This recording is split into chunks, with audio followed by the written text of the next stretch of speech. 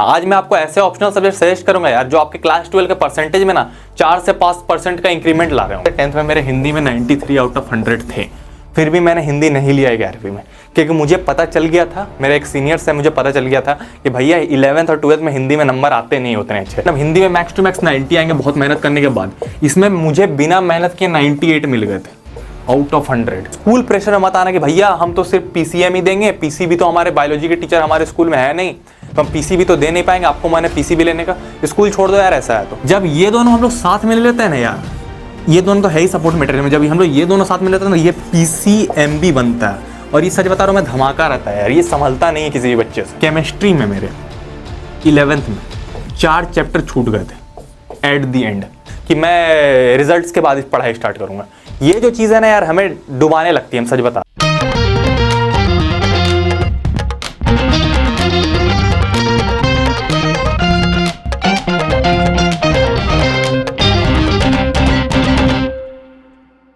So hello everyone, this प्रेम शर्मा। आज की video में हम लोग बात करने वाले कि भैया क्लास 10 से जो आप 11 में ट्रांजिशन हुआ आपका, तो सारे बच्चों का एक ही सवाल रहता है कि भैया 11th कितना हार्ड होगा। हमने तो बहुत टीचरों से सुना भैया कि 11th बहुत ज़्यादा हार्ड होगा, 11 मतलब पहाड़ चढ़ने के बराबर है, 10 से बहुत ज़्यादा हार्ड है 11।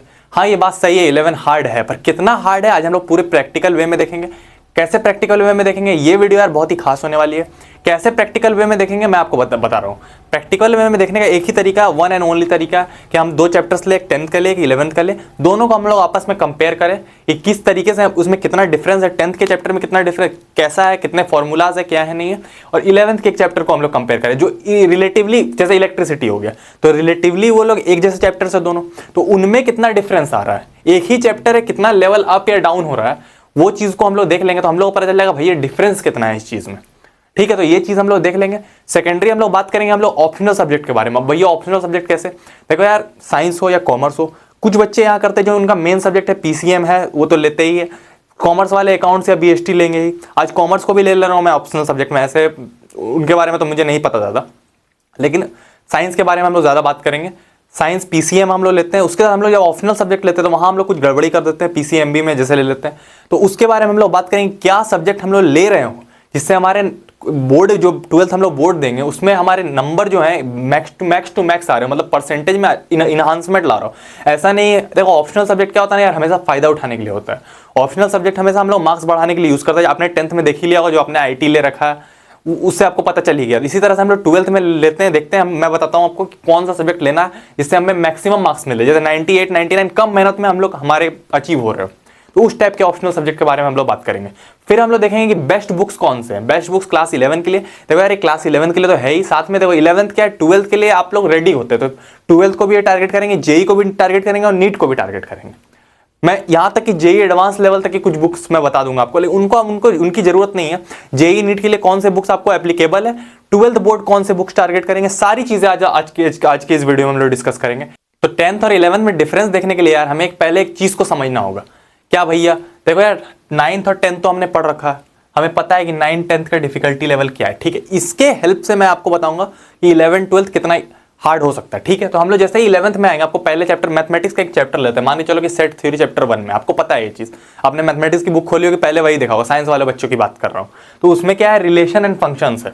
ठीक है, पहला चैप्टर तो सेट थ्योरी है, दूसरा चैप्टर 2 जो है 11th में वो रिलेशन एंड फंक्शंस है। ठीक है, अब ये देखो यार 11 12 कितना रिलेटेड है, इससे हमें पता चलेगा। सबसे पहले देखो चैप्टर 2 है रिलेशन एंड फंक्शन, यही रिलेशन एंड फंक्शन जो चैप्टर 2 11th के मैथ में चैप्टर 2 है, यही 12th में आके चैप्टर 1 बन जाएगा मैथ्स का।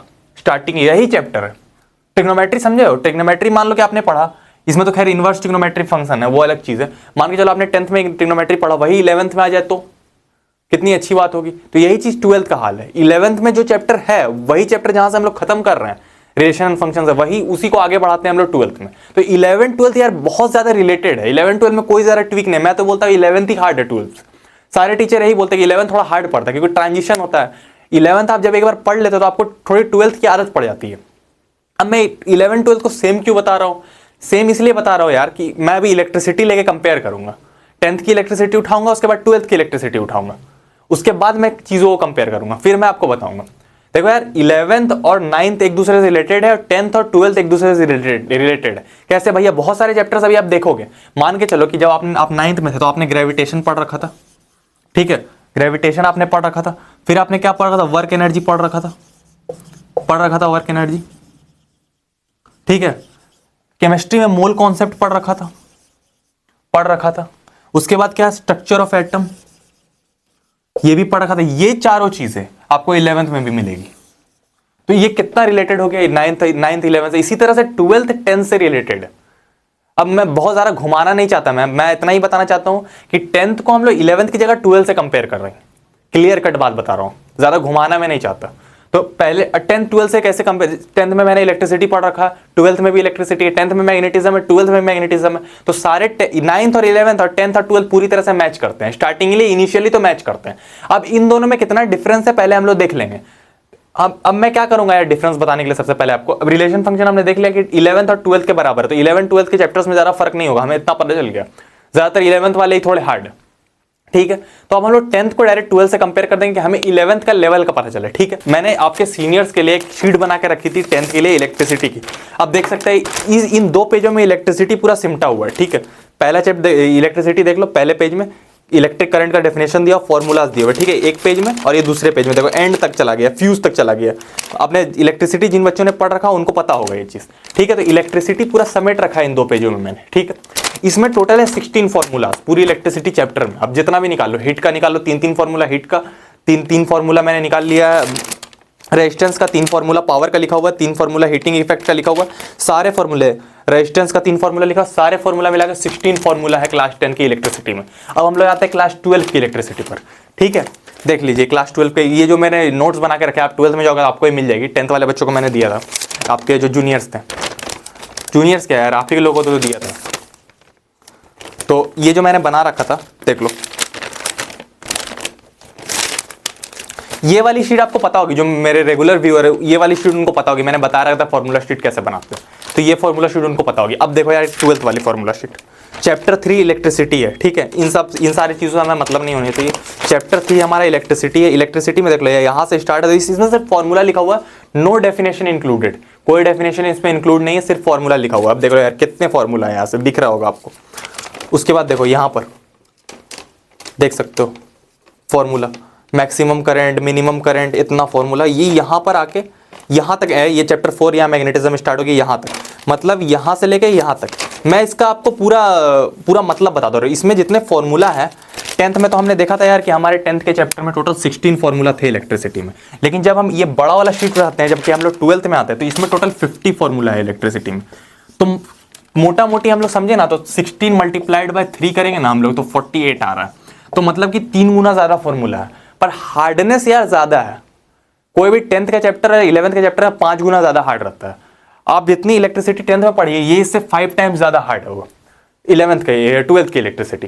और उसमें बहुत अलग अलग चीजें भी आएंगी, आपको दुनिया भर की एजम्पशंस लेनी पड़ेगी जो आपने कभी नहीं कर रखा। आपको लगा अरे यार ऐसा भी होता है, तो ये चीजें आपको मिलेगी। एक और चीज मैं आपको बताना चाहूंगा, मान के चलो यार देखो, ये बहुत ही बेसिक चीजें मैं आपको बता रहा हूं। आपको 10th और 11th के चैप्टर में फर्क पता चल गया होगा। ये जो आपने शीट देखी, कितना सिर्फ फॉर्मूला लिखा है, इसमें कोई डेफिनेशन नहीं, आप देख सकते हैं, सिर्फ फॉर्मूला है, कोई डेफिनेशन नहीं, क्लियर कट मैं दिखा रहा हूं, ठीक है। हो सकेगा तो मैं शो भी कर दूंगा। पहली चीज। सेकंड चीज हम लोग देख रहे हैं कि मान के चलो कितना गैप बन रहा है, अभी हम लोग देख लेते हैं। मान के चलो कि आप लोग पहले 7th में थे, ठीक है, तो मान के चलो हम लोग यहाँ पर 7th में थे, ठीक है। तो 7 से 8 में हम लोग ने इतना बड़ा जंप मारा, 8 में आ गए हम लोग। 8 से 9 थोड़ा बड़ा जंप रहता है, ठीक है। 8 से ये 9 में थोड़ा बड़ा जंप है, 9 से 10 से ज्यादा फर्क नहीं पड़ेगा, इतना बड़ा जंप है, ठीक है। 10th से जो 11th रहता है वो अच्छा खासा बड़ा जंप रहता है, जैसे मैंने आपको बता दिया, जैसा मैं शो कर रहा हूँ एकदम वही चीज़ है। 11 से 12 ज़्यादा बड़ा डिफरेंस फर्क नहीं होगा, आपको कुछ फर्क पता ही नहीं चलेगा, ठीक है। तो ये हमने बना दिया लैडर। ये मेरे भाषा में मैंने बना रखा है आपके लिए कि देखिए 7 से 8 में ज़रा फर्क, 8 से 9 थोड़ा अच्छा ट्रांजिशन रहता है, 9 से 10 ज़रा फर्क नहीं पड़ा होगा, आपने खुद देख रखा होगा इस चीज़ को। पर 10 से 11 अच्छा खासा ट्रांजिशन होता है। बहुत सारी चीज़ें हमने समझनी पड़ती है, बहुत सारे नए कॉन्सेप्ट आपको मिलेंगे, आपको नई नई चीज़ें मिलेगी, जाई मिलेगा वगैरह वगैरह, बहुत सारे नए फॉर्मूलाज मिलेंगे आपको, जो आपको लगेगा 10th तक तो हमने पढ़ ही नहीं रखा था इस चीज़ों को। वैसे वैसे फॉर्मूलाज आपको टॉर्क मिलेगा। अभी आपने आप जैसे देखा था ना रेजिस्टिविटी के फॉर्मूला रो आया था एक, तो उसी टाइप के आपको लेटर्स मिलेंगे। अलग अलग तरीके के। तो ये सारी चीज़ें आपको 11th में आकर पता चलेगी, बहुत मज़ेदार कॉन्सेप्ट होने वाला। पर बशर्ते यार एक चीज़ जान लेना, 11th में आपको एक ही चीज़ से सामना होगा, वो है बैकलॉग्स। अब बैकलॉग्स यार बड़ी डेंजर वाली चीज़ है। बैकलॉग्स ऐसी चीज़ है ना यार, मैंने खुद सोचा था यार 11th में ना कि मैं रिजल्ट्स के बाद पढ़ाई स्टार्ट करूंगा। ये जो चीज़ है ना यार हमें डुबाने लगती है, हम सच बता रहे हैं।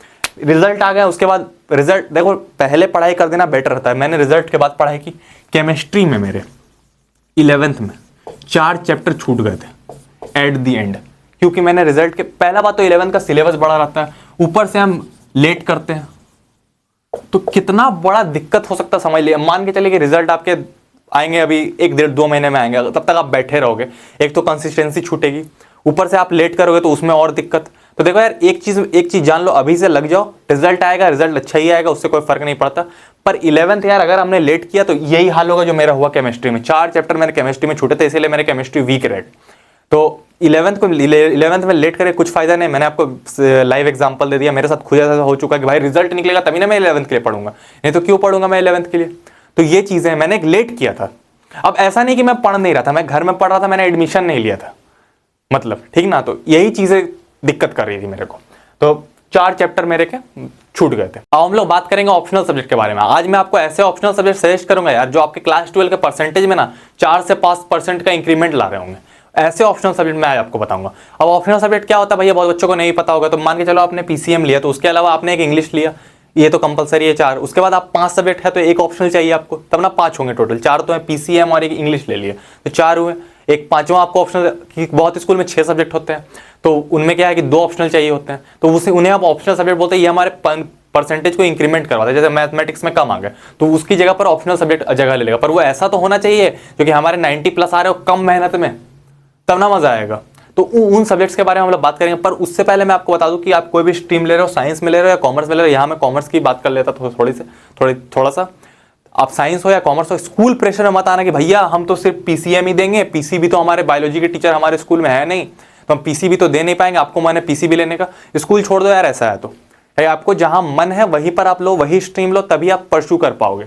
ऐसा नहीं कि आप प्रेशर में आके पीसीएम ले ले, या आपको कोई ऑप्शनल सब्जेक्ट मिल रही है या नहीं मिला। अगर बहुत अल्टरनेटिव, अगर आपको मोटा सेक्रीफाइस मानना पड़ रहा, मान के चलो कि आपको ऑप्शनल सब्जेक्ट में मान के चलो कि आपको आईपी चाहिए, कंप्यूटर साइंस, अब आपको वो नहीं मिल रहा, तो आप दूसरा स्कूल चूज कर सकते हो, कोई इसमें दिक्कत वाली बात नहीं। पर सब्जेक्ट से मत घसकना, ये बात जान लो। जरूरी नहीं कि आप जहां तक 10th तक पढ़े हो, 11th 12th में भी आप वहीं पर शुरू करो। ये बात हम लोग को दिमाग में डाल लेनी कि स्कूल के प्रेशर में नहीं आना। सेकेंडरी हम लोग बात करते हैं यहाँ पे। अब कुछ बच्चे, स्कूल वाले तो प्रेशर नहीं देते, कुछ बच्चे क्या करते हैं, थोड़ा दिमाग लगाते हैं, मतलब कि उनके पेरेंट्स वगैरह बोल बोल के क्या करते हैं, थोड़ा एक्स्ट्रा दिमाग लगाते हैं। अब देखो होता क्या है, मान के चलो ये पीसीएम पूरा ये टेक्निकल ग्राउंड है, सॉफ्टवेयर और मैकेनिकल का, मतलब सॉफ्टवेयर और मशीन्स का पूरा टेक्निकल ग्राउंड है पीसीएम वाला जो ग्राउंड है, ठीक है, इतना आप जान लेना। फिजिक्स, केमिस्ट्री और मैथमेटिक्स। अब जो पीसीबी है वो पूरा मेडिकल ग्राउंड है, मतलब पूरा मेडिकल ग्राउंड है, पूरी तरह से मेडिकल है वो पीसीबी, ठीक है। अब ये पूरा टेक्निकल है, सॉफ्टवेयर और मैकेनिकल का, ये पूरा मेडिकल है, जिसमें हम लोग जेईई का एग्जाम क्लियर करते हैं, इसके लिए हम लोग नीट का एग्जाम क्लियर करते हैं, ठीक है। ये 2 चीजें हम लोग क्लियर करते हैं इसमें। आगे पता नहीं इसमें क्या हो गया, चल नहीं रहा, छोड़ो। तो ये चीजें हम लोग यहाँ पर आके क्लियर करते हैं। अब बहुत बच्चे क्या करते हैं, दिमाग लगाते हैं, एक्स्ट्रा दिमाग लगाते हैं। अब क्या करते हैं, ये मेडिकल और टेक्निकल मिला के पीसीएमबी ले लेते हैं। अब पीसीएमबी यार बड़ा डेंजर होता है। वो क्या होता है ना यार, संभलता नहीं। अब कैसे नहीं संभलता, देखो मैं बताऊं। अब बहुत बच्चे यार पेरेंट्स के या घर वालों के प्रेशर में आके या खुद दिमाग लगा के पीसीएमबी पकड़ लेते हैं। अब ये पीसीएमबी क्या होता है यार, ना ये टेक्निकल रह जाता है ना ये मेडिकल ग्राउंड रह जाता है, ये बहुत बड़ा ग्राउंड बन जाता है। मतलब इसके मतलब ये जेईई भी टारगेट कर सकते हैं और नीट भी टारगेट कर सकते हैं, दोनों। जेईई भी टारगेट कर सकते हैं, नीट भी टारगेट कर सकते हैं। दोनों चीजें टारगेट करने के बारे में सोचते हैं कि हम लोग बाद में भी कुछ भी करें, हम लोग आराम से पीसीएमबी ले लेते हैं। अब ये चीजें भारी पड़ती है यार। मैंने बहुत बच्चे देख रखे हैं, मैंने आपको पहले ही बोल रखा कि मुझे 5 सालों का एक्सपीरियंस है। मैंने बहुत बच्चे देख रखे हैं जो ये करते हैं और उनसे बाद में संभलता नहीं है। अब कैसे नहीं संभलता भैया, मैं कॉमर्स के लिए भी ऐसे ही कुछ एग्जांपल दूंगा और मैं फिर बताऊंगा कैसे नहीं संभलता भैया। मान के चलो, देखो यार, पीसीएम और पीसीबी ये 2 चीजें हैं हमारे पास, ठीक है। अब देखो यार, पीसी फिजिक्स केमिस्ट्री क्या करते हैं, सपोर्टिंग रोल करते हैं। सपोर्टिंग रोल किसको देते हैं, मैथमेटिक्स को देते हैं, ठीक है। और सपोर्टिंग रोल किसको देते हैं, बायोलॉजी को देते हैं, ठीक है। यही दोनों चीजें जो है फैक्टर डिसाइड करती है कि कौन सी फील्ड में जाएंगे। और ये दोनों फिजिक्स और केमिस्ट्री जो है, पीसी जो है, ये सपोर्टिंग रोल करता है, ठीक है। अब क्या, देखो यार, ये अपने में ही बहुत बड़ा, एक बहुत बड़ा लाइन है एक, और ये खुद में अपने में बहुत बड़ा है।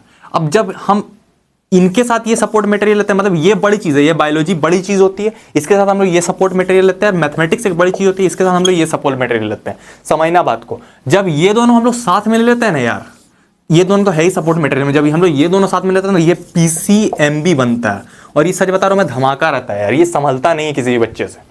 अब साल में दिन के 10 घंटे पढ़ो, पूरे साल पढ़ लो, एंड में दिक्कत आती है, संभलता नहीं है यार, ये सच्चाई है। तो इससे पहले यही बेटर रहेगा कि पीसीएम ले लो या पीसीएमबी ले लो और कोई ऑप्शनल सब्जेक्ट ले लो। अब यही मैथमेटिक्स इतना बड़ा, कोई बच्चा पीसीबी लेता है मैथमेटिक्स का, कोई बच्चा पीसीबी लेता है मान के चलो, मैथमेटिक्स का जगह एम का जगह कोई इंग्लिश ले ले तो ईजी पढ़े कि नहीं पढ़े। उसके जगह पर आईटी ले ले, कंप्यूटर।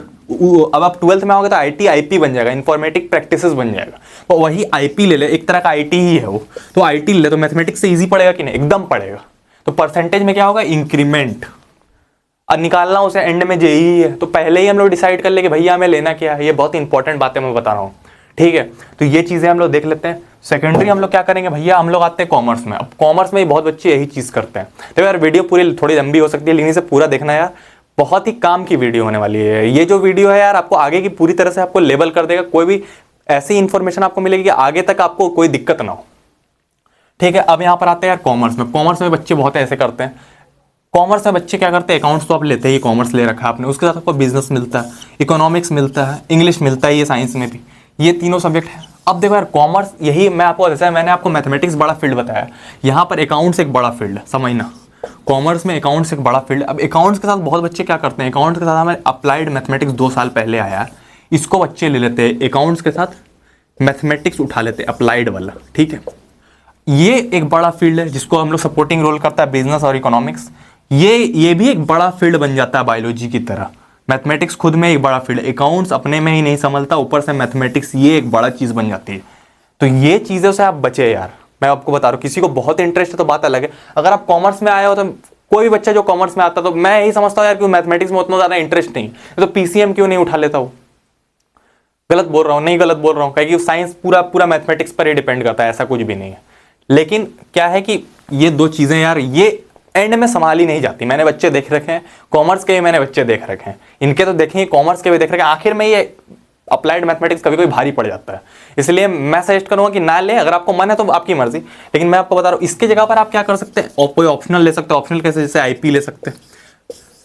देखो यार, ऑप्शनल सब्जेक्ट लेने का सबसे बढ़िया तरीका मैं आपको बता रहा हूँ। ऑप्शनल सब्जेक्ट लेने का, जैसे कि मान के चले आपने इंग्लिश लिया, ठीक है, पीसीएम लिया, पीसीएम के साथ या पीसीबी लिया, पीसीएम और पीसीबी के साथ इंग्लिश तो आपका कंपलसरी है, मिलेगा ही आपको इंग्लिश, उसमें कोई सोचने वाली बात ही नहीं है, ये आपको मिल जाएगा। अब हमने क्या किया, अगला जो ऑप्शनल सब्जेक्ट है, हिंदी में हम नहीं लेंगे। हिंदी, अब बहुत बच्चे बोलेंगे भैया हम हिंदी क्यों ना लें, हिंदी तो हमने 10th तक कर रखा है। मैंने खुद हिंदी 10th तक कर रखे थे। 10th में मेरे हिंदी में 93 आउट ऑफ 100 थे, फिर भी मैंने हिंदी नहीं लिया 11वीं में, क्योंकि मुझे पता चल गया था, मेरे एक सीनियर से मुझे पता चल गया था कि भैया 11th और 12th में हिंदी में नंबर आते नहीं उतने अच्छे। तो मैंने क्या किया, हिंदी के जगह पीएचई ले लिया, हिंदी काट दिया मैंने, हिंदी के जगह मैंने क्या कर दिया, पीएचई ले लिया, फिजिकल एडुकेशन, ठीक है। फिजिकल देख लो, कॉमर्स वालों को भी यही लेना है, एडुकेशन, ठीक है। अब मुझे पता है कि हिंदी में उतना, हिंदी में मैक्स टू मैक्स 90 आएंगे बहुत मेहनत करने के बाद। इसमें मुझे बिना मेहनत के 98 मिल गए थे आउट ऑफ 100 12th में। तो ये सब्जेक्ट मेरे लिए अच्छा रहा, ठीक है। सेकेंडरी बात कर रहा, सेकेंडरी हम लोग बात करेंगे। सेकेंडरी सब्जेक्ट के कुछ नहीं बनता तो आईटी आपने पढ़ रखा, आईपी आप उठा लो, इन्फॉर्मेटिक प्रैक्टिसेस एकदम आईटी का तरह, इसमें भी ले लो, इसमें मेरे 96 बन गए थे। तो ये दो ऑप्शनल सब्जेक्ट है। पीसीएम के साथ मेरा इंग्लिश था, आईपी था और फिजिकल एजुकेशन था। मैं नहीं बोल रहा ले लो, पर हिंदी से बेटर है और कॉमर्स वालों में अप्लाइड मैथमेटिक्स से बेटर है, ठीक है। अब ये पीसीएमबी वाला झोल है ना, अब ये तो आप नहीं करोगे, मैं जहां तक समझता हूं, इसमें आप फंस जाओगे, ठीक ना। इससे बेटर कि पीसीएम लेके इंग्लिश के साथ आप फिजिकल एजुकेशन या आईपी ले लो। अब इंग्लिश और फिजिकल एजुकेशन अगर आप लोगे, ये तो पूरी बायोलॉजी की तरह एकदम हल्का सा, मतलब बहुत इजी पड़ता है ये वाला, ये ज्यादा नहीं, सिर्फ डेफिनेशंस भरे हुए हैं इसमें, तो कुछ आपको टेंशन नहीं लेनी है, अपने आपको नंबर तो मिल ही जाएंगे। तो परसेंटेज इन्हांस करने के लिए अच्छा ऑप्शनल सब्जेक्ट हम लोग लिए, ये बहुत जरूरी होती है, ठीक है। इतनी चीजें के बाद हम लोग बात कर लिए। अब हम लोग बात करेंगे यार ट्यूशन के बारे में। ट्यूशन लेना है, कोचिंग लेना है, किस तरीके से लेना है, कहाँ करना, ऑफलाइन लेना, ऑनलाइन लेना, सारी चीजें हम लोग डिस्कस करेंगे। अब हम लोग बात कर लेते हैं ट्यूशन क्लासेस और कोचिंग के बारे में। कोई भी आप ऑफलाइन या ऑनलाइन कोर्स लेते हो, क्या ये 11th में जरूरी भी है, क्या हमें लेना भी चाहिए या नहीं लेना चाहिए, हम लोग ऐसे ही कर लेंगे यूट्यूब से पढ़ के। ठीक है, ये 2 चीजें हमारे दिमाग में रहती है, क्या भैया हमें ऑफलाइन करना चाहिए या हमें कोर्स लेना चाहिए ऑनलाइन वाला, या हम यूट्यूब से फ्री में पढ़ सकते हैं। तो ये चीजें हमारे दिमाग में रहती है 11th में करना है या नहीं करना है। अब देखो यार, मैं सारी चीजों के प्रोज एंड कॉन्स बता दूंगा, क्योंकि मैंने भी 11th 12th अपने बहुत हद तक अपने ऑनलाइन से ही निकाली है। तो मैं आपको एक कुछ प्रोज एंड कॉन्स बताऊंगा। मैं ऑफलाइन भी जाता था, ऐसा नहीं है। देखो यार, पहली चीज जो मैं आपको बता दे रहा हूं, अभी जो मैं ये बात बोलने आ रहा हूं, हो सकता है किसी ऑर्गेनाइजेशन को थोड़ा बुरा भी लग जाए, पर यार मेरे लिए सबसे पहली प्रायोरिटी यही है कि बच्चों का फायदा हो रहा हो। मुझे इससे कुछ फर्क नहीं पड़ता कि कोई आगे नीचे कुछ भी बोले, कुछ फर्क नहीं पड़ता, आपका फायदा हो रहा हो, इसीलिए मैं ऐसी ही चीज सजेस्ट करूंगा जिससे आपको फायदा हो। पहली बात यार, अगर आप ऑनलाइन कोर्स ले रहे हो, सुन लेना ध्यान से, अगर आप ऑनलाइन कोर्स ले रहे हो, कोशिश करना यार मैक्सिमम टाइम आप लाइव कोर्स लो, रिकॉर्डेड मत लेना। अब क्यों नहीं लेंगे भैया रिकॉर्डेड? अगर आप ऑनलाइन कोर्स ले रहे हो, लाइव कोर्स लेना, रिकॉर्डेड मत लेना। वैसे भी लाइव वाले लेक्चर्स रिकॉर्ड हो जाते हैं। अब लाइव वाले कोर्स का फायदा मैं आपको बता रहा हूं, सुनो। लाइव कोर्स अगर आप लोगे, पहले मैं ऑनलाइन के बारे में बात करता हूं, फिर ऑफलाइन के बारे में। लाइव कोर्स क्या है, आप पर एक प्रेशर बिल्ड करता है। ये जो है ना, आप पर एक प्रेशर बिल्ड करेगा कि हमारा सिलेबस हो पा रहा है कि नहीं, लेक्चर्स छूटे जा रहे हैं। यही है जब आप अगर ऑफलाइन रहोगे, ऑफलाइन मतलब क्या, रिकॉर्डेड वाले लेक्चर्स पे, तो इनमें प्रेशर बिल्ड नहीं होगा। आप धीरे धीरे पढ़ते रहोगे, आपको खुद पता नहीं रहेगा कि भैया हमारे कितने छूटे जा रहे हैं। मान के चलो कि फर्स्ट टर्म में करना है सब में 8-8 चैप्टर, तो आप 4 करके भी सांध बैठे हुए हो, आपको अंदाजा ही नहीं लग रहा। इसमें क्या है कि आपके क्वेश्चंस भी हो जाएंगे, आपको आराम से डीपीपी भी करवा दी जाएगी, टेस्ट भी ले लिया जाएगा। तो ऑनलाइन लाइव लेक्चर्स में ज्यादा फायदा है, रिकॉर्डेड वाले में आप फंस जाओगे। अगर आपने ले लिया, इतना कंसिस्टेंस कोई नहीं रहता यार। आप बोलोगे नहीं मैं कंसिस्टेंट हूं, प्रॉब्लम हो जाती है। पेड रिकॉर्डेड कोर्स मत लेना है। अब बाकी यूट्यूब लेक्चर्स तो है, जिनके पास कुछ भी नहीं है, यूट्यूब लेक्चर्स है ही यार, फ्री में अच्छा कंटेंट अवेलेबल है। अगर आप पे कर सकते हो तो ये तो है ही, आपको थोड़ा सा और कंटेंट मिल जाएगा, तो ले सकते हो। तो लाइव लेना, रिकॉर्डेड में तो यूट्यूब भी मिल जाएगा आपको लेक्चर्स। जो फ्री पढ़ना चाहते हैं, बहुत डेडिकेशन है, तो यूट्यूब से ये बेटर निकाल सकते हैं। पर अगर आप पेड ले रहे हो तो लाइव कोर्स लेना। लाइव कोर्स मतलब कि जो डेली क्लासेस चलती है, 1-2 क्लासेस चलती है, वो लेना। अब आ रहे हैं ऑफलाइन में। ऑफलाइन में भी यही है यार, थोड़ा प्रेशर बिल्ड हो जाता है। अच्छा है, लाइव कोर्स की तरह बन जाता है ये भी, ऑफलाइन वाले जो ट्यूशन रहते हैं। पर क्या है, यहाँ टाइम थोड़ा ज्यादा वेस्ट होता है। हम जाएंगे, गप्पे वप्पे लगाएंगे, जाके 2 समोसे खाएंगे, उसके बाद हम ट्यूशन क्लास में आएंगे, वहां के 2 घंटे बर्बाद होंगे। तो वो चीजें हमें नहीं करनी है। इससे बेटर ये है कि लाइव ऑनलाइन कोर्स ये बेटर, रेगुलर रहो। रिकॉर्डेड वाले पे मैं कहूँगा थोड़ा उसने बचना, वो बेटर रहेगा हमारे लिए। बाकी यूट्यूब लेक्चर्स तो हमारे लिए ही है। क्या भैया हमें करना है, जरूरी है कोचिंग? बिना कोचिंग के काम नहीं होगा। ऑफ कोर्स यार, यूट्यूब में सारा कंटेंट अवेलेबल है। अगर आपके पास डेडिकेशन है, आप हर चाहते हो आप करना, तो आप जरूर कर सकते हो, कोई दिक्कत नहीं। लेकिन यार ट्यूशन क्लासेस क्या है ना, हमें पुश करती है। कोचिंग कोई भी अगर मानने हमें कोर्स ही ले रखा, तो कोई भी चीज़ हमें क्या है कि हमें पुश करती है कि नहीं भैया इतना सिलेबस हमारा भाग रहा है, हमें भी आगे करना है। अब हम लोग देख लेते हैं यार, बेस्ट बुक्स फॉर क्लास 11। कौन सी ऐसी बुक्स है जो क्लास 11 के लिए बेस्ट रहेंगी? क्लास 11 के लिए क्या, क्लास 11 और 12 आपको इसमें दोनों में लेके चलना है इसको। आगे के लिए जेई को भी टारगेट करेंगे और नीट को भी टारगेट करेंगे। जो जेई वाले हैं, पीसीएम वाले, वो जेई को टारगेट करेंगे। जो पीसीबी वाले, वही बुक्स को लेकर नीट को भी टारगेट कर सकते हैं। पर यार हमें सबसे पहले एक इंपॉर्टेंट चीज देखनी है, एनसीईआरटी को अभी भी हमें हल्के में नहीं लेना है। मैं आपको बार बार ये चीज बता दे रहा हूँ। 10th में तो आपको पता ही चल गया होगा इसकी वैल्यू क्या है, पर 11th 12th में भी इसको हल्के में नहीं लेना है। मैं मानता हूँ सारे कंसेप्ट यहाँ से नहीं बन रहे होते जितने 10th में रिलेवेंट रहते हैं, पर 11th 12th में बहुत सारी रिलेवेंट रहते हैं। ये एग्जाम्पल दे रहा हूँ, मैंने अपने खुद के फिजिक्स में, मैंने झूठ नहीं बोलूंगा, मेरे 100 में 86 थे 12th में। ठीक है, फिजिक्स के बारे में मैं बात कर रहा हूँ। 86 एक बड़ा नंबर माना जाता है फिजिक्स में। सिर्फ एनसीईआरटी मैंने पढ़ी थी और मेरे पास कोई भी बुक मैंने नहीं पढ़ी, सिर्फ एनसीईआरटी को मैंने पढ़ा था, सही से पढ़ा था। उसके बाद मुझे मार्क्स मिले। ठीक है, थोड़ा लेवल अप रहता है, पर कंसेप्ट एनसीईआरटी के ही लगते हैं। तो यहां तक हम समझ गए कि एनसीईआरटी की वैल्यू है यार। ठीक है, यहां तक इवन क्या है कि केमिस्ट्री में तो आपको मैं गारंटी दे रहा हूं यार, आप जेई ले लो, नीट ले लो, कुछ भी ले लो, एनसीईआरटी से बाहर कुछ नहीं आता केमिस्ट्री में। मैं क्या, कोई भी टीचर यही बात बोला कि केमिस्ट्री के लिए सिर्फ यही, मैथमेटिक्स में ये चीज लागू नहीं होती, पर केमिस्ट्री में इसके बाहर कुछ नहीं आता, जेई हो या नीट हो, इसके बाहर तो मिलेगा ही नहीं। सिर्फ केमिस्ट्री के लिए मैं बोल रहा हूँ एनसीईआरटी में। मैं प्रदीप इसलिए बोल रहा हूँ एनसीईआरटी को सिंपल लैंग्वेज में समझने के लिए। पहले हम लोग केमिस्ट्री के बारे में ही बात कर लेते हैं, बेस्ट बुक कौन सी होंगी। बेस्ट बुक एनसीईआरटी है केमिस्ट्री के लिए। बाद में हमको एनसीईआरटी के किसी टॉपिक को हमें सिंपल लैंग्वेज में समझना है, जो कॉम्प्लेक्सिटी रहती है थोड़ी एनसीईआरटी में, आपको पता होगा, अपने 10th तक पढ़ रखा, तो उसके लिए मैं प्रदीप पब्लिकेशन अच्छा रहता है केमिस्ट्री के लिए। बाद में अगर आप जेई एडवांस लेवल के बारे में अगर सोच रहे हो तो और बुक्स आती हैं, जैसे कि हो गया डीसी पांडे की बुक आती है, ये भी बुक अच्छी है। एडवांस लेवल में बात कर रहा हूं मैं। उसके बाद क्या है, ओपी टंडन, तो वो सारी चीजें जेई एडवांस के लिए बात करो। पहले आप मेंस निकालो, मेंस के लिए तो भाई एनसीईआरटी इनफ है, कोई ज्यादा दिक्कत नहीं। प्रदीप आप यूज कर सकते हो, इसको आपको पढ़ना नहीं, एनसीईआरटी के टॉपिक्स को आपको प्रदीप से क्लियर करने। ठीक है, मैं खुद जेई का लेवल का स्टूडेंट रह चुका हूँ, तभी मैं आपको ये चीज़ें बता रहा हूँ। अब क्या है यार, फिजिक्स में बात कर लेते हैं। फिजिक्स में यार एनसीईआरटी, ठीक है मैंने आपको बताया एनसीईआरटी की पावर अभी कितना पावरफुल हो सकता है। आप एसएल अरोरा प्रेफर कर लो यार जेई मेन के लिए, ये बेटर रहेगा। अगर आप आगे जेई टारगेट करोगे, अभी के लिए तो आप एनसीईआरटी टारगेट करो। कुछ क्वेश्चन अगर आपको समझ में नहीं आ रहे, कुछ टॉपिक समझ में नहीं आ रही, एसएल अरोरा प्रेफर करो, बेटर रहेगा। जे फिजिक्स में एक ही चीज आती है यार, एसएल अरोरा। कोई भी टीचर एक ही चीज रिकमेंड करेगा, एसएल अरोरा। बाकी आप एडवांस लेवल में देखोगे तो आपने एससी वर्मा का नाम तो सुन ही रखा होगा, तो वो भी आप बहुत इंटरेस्ट रखते हो तो वो भी बुक आपके लिए है, कोई दिक्कत वाली बात नहीं है एससी में। लेकिन एसएल अरोरा अभी के लिए बेटर है, यहाँ प्रदीप अभी के लिए बेटर है। अब हम लोग आते हैं मैथ्स में और बायोलॉजी में, ठीक है। मैथ्स के लिए हम लोग बात करें तो यार एनसीईआरटी पहले हमारी प्रायोरिटी होनी चाहिए कि हम लोग एनसीईआरटी को पहले सॉल्व कर रहे हो। एनसीईआरटी के साथ देखो यार, आरएस अग्रवाल 10 तक अच्छी लगती थी कि हमें कम क्वेश्चंस, मतलब कि एनसीईआरटी से ज्यादा क्वेश्चन रहने चाहिए। आरडी शर्मा में क्या क्वेश्चंस का लेवल बहुत ज्यादा रहता है, इसमें मॉडरेट क्वेश्चन रहते थे, तो 10 तक अच्छी थी आरएस अग्रवाल। पर हम 11th में आ गए तो हम पूरा आरडी लगाएंगे अब, तो आरडी शर्मा 11th में, आरडी शर्मा बेस्ट है मैथमेटिक्स में, उसका कोई चेंजेस नहीं है। RD Sharma is best mathematics में, एनसीईआरटी के साथ आरडी शर्मा लगा लो, मेंस लेवल तक आराम से काम हो जाएगा। इवन एडवांस भी आप थोड़ा मोड़ा टैकल कर सकते हो, मेंस लेवल तक तो काम हो ही जाएगा, कोई दिक्कत वाली बात नहीं। अगर आपने आरडी शर्मा में सही से, आपकी पकड़ है आरडी शर्मा में, तो एनसीईआरटी में तो होनी ही चाहिए यार। एनसीईआरटी तो कोई इवन देखो यार, मेंस एनसीईआरटी थोड़ी मुश्किल है मैथमेटिक्स की मैं बात कर रहा हूँ, बाकी फिजिक्स में भी निकल सकता है, लेकिन आरडी शर्मा होनी चाहिए। उसमें थोड़े कॉन्सेप्ट और एलिब्रेट करके दिया रहता है। अब मेरा तो खुद का, मेरा यार तो पीसीएम था, फिर भी मेरे को बायोलॉजी में इंटरेस्ट था, मुझे पता था कि यार बायोलॉजी में क्या क्या चीज़ें होती है, तो मेरे कुछ मेट्स थे, मुझे पता है बायोलॉजी में बेस्ट क्या रहता है यार। बायोलॉजी में एनसीईआरटी बेस्ट रहती है केमिस्ट्री की तरह, पर यार इसमें थोड़े और एक्स्ट्रा कंसेप्ट पढ़ने के लिए दिनेश इज बेस्ट। आप किसी और से भी पूछ लो, कहीं से भी पूछ लो, दिनेश से बेटर पब्लिकेशन नहीं हो सकती बायोलॉजी के लिए। बायोलॉजी बहुत इलेबोरेट करने के लिए, मतलब कि बहुत सारे, मतलब थ्योरी ज़्यादा अच्छी रहती, थ्योरी अच्छी दिनेश की है। 10th के वाले बच्चों के लिए मैं दिनेश को ही प्रेफर करता हूँ, आगे भी मैं दिनेश को ही प्रेफर करूँगा, तो मैं बायोलॉजी में दिनेश को बोलता हूँ। एनसीईआरटी तो इंपॉर्टेंट है यार, सब जगह एनसीईआरटी इंपॉर्टेंट है, दिनेश ज़्यादा इंपॉर्टेंट है।